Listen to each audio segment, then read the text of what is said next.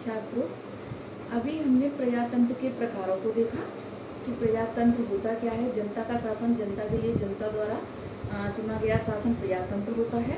उसके दो प्रकार हमने देखे, प्रत्यक्ष प्रजातंत्र और अप्रत्यक्ष प्रजातंत्र। अब हम एक निबंधात्मक प्रश्न देखेंगे, उस पर चर्चा करेंगे प्रजातंत्र की विशेषताएं क्या होती है, जो परीक्षाओं में अधिकांशतः आता ही रहता है। प्रजातंत्र की विशेषता बहुत ही महत्वपूर्ण प्रश्न है।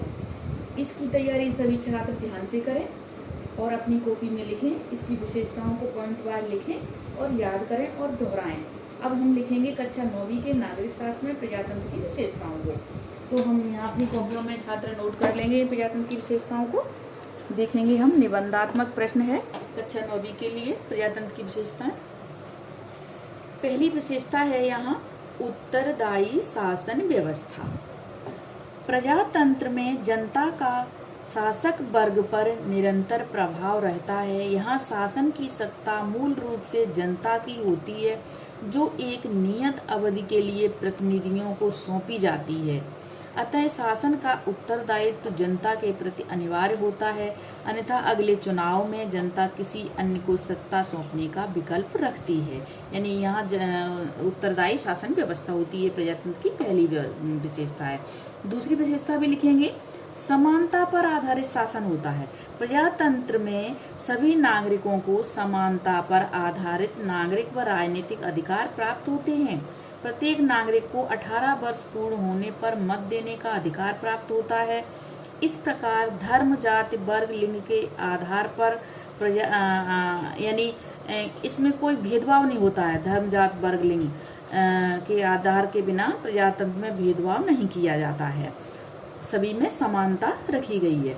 स्वतंत्रता पर आधारित शासन है। प्रजातंत्र में नागरिकों को अनेक स्वतंत्रताएं प्राप्त होती हैं, जिसमें मत देने का अधिकार, निर्वाचित होने का अधिकार, भाषण देने का अधिकार, अभिव्यक्ति, समूह बनाने की स्वतंत्रता प्राप्त होती है। चौथा नंबर है कानून का शासन।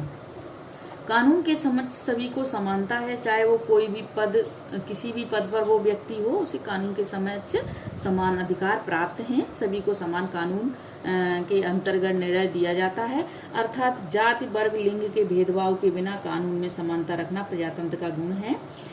पांचवी विशेषता है स्वतंत्र और निष्पक्ष चुनाव। चुनाव के समय किसी भी प्रकार का दबाव न हो एवं चुनाव व्यवस्था पक्षपात रहित हो। प्रजातंत्र में जनता की इच्छा ही सर्वोपरि होती है।